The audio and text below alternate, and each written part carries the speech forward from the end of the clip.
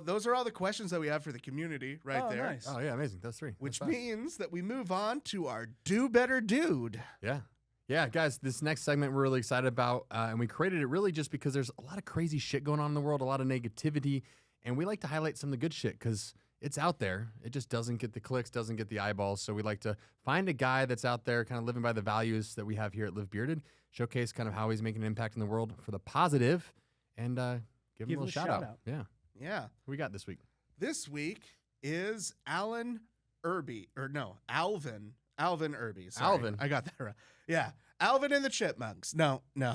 He's actually a barber. A barber. We love our barbers out there. So Alvin grew up not having a lot of good black role models in his life. Yep. And he would go to the barber shop and he would kind of see stuff around and he didn't have a lot to do as a kid. And he saw this need that needed to be fulfilled just because he remembered being bored as a kid. So he opened up his own barber shop and he tried to think of ways to engage his community. And he came up with the idea of bringing books into his own barber shop.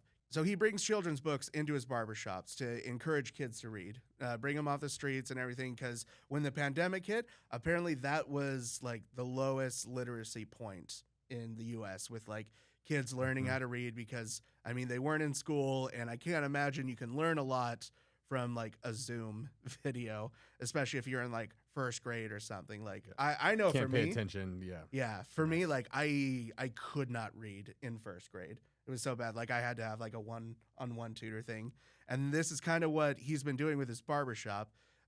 There's kids books there. And so as people are like waiting for their hair to get cut and everything like that at the barbershop, which is filled with a bunch of like strong male role models for these kids to see, then, they're able to read books while they wait. They get their hair cut.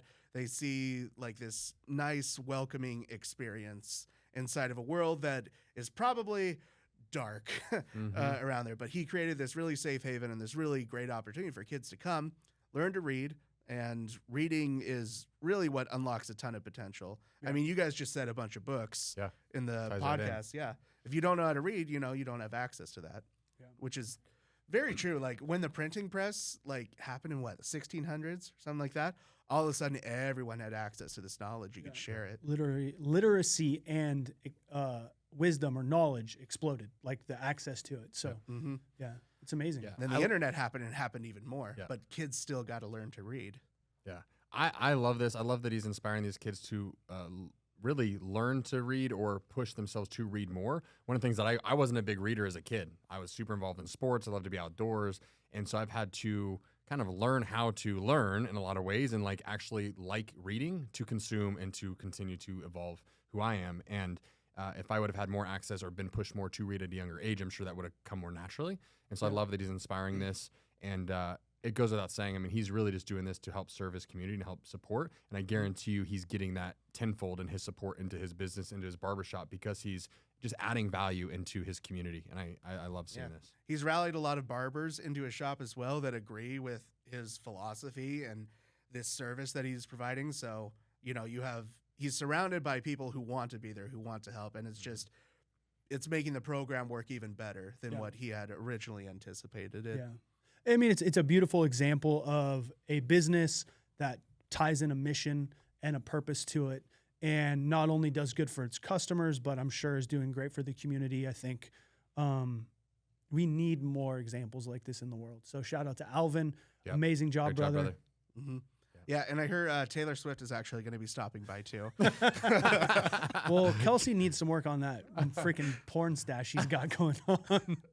Does he have a Is he rocking just a stash right now? That's it. Normally he's got a short beard. No, dude, he's got just Kelsey a short facial stash. hair. Hold on, we got to look this up real quick. What's the most current September 1st? Oh, no. Oh, it is. Yep. It's just a stash. Not that we have anything against anyone who grows just a stash, but it's fine. He went from a glorious beard. Yeah, I mean, dude rocks a great beard.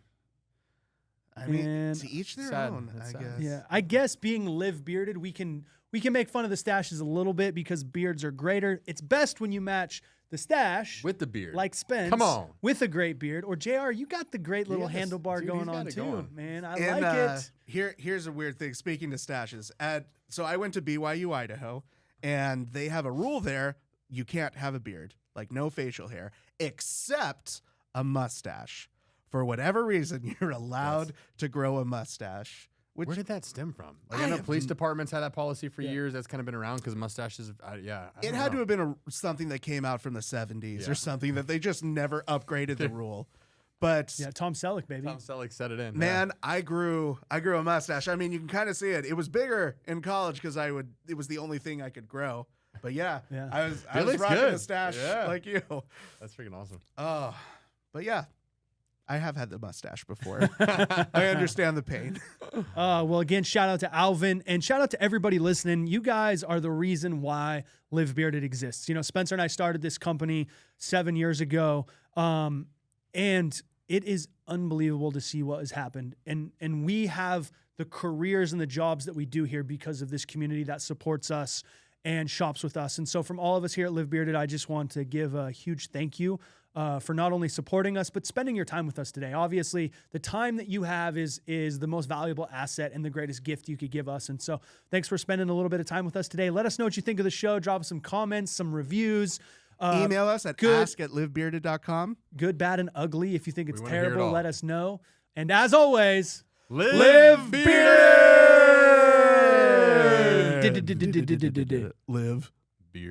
dude, Wait, the Beards. man. that's what it was. That's what it was. But Live Bearded works too.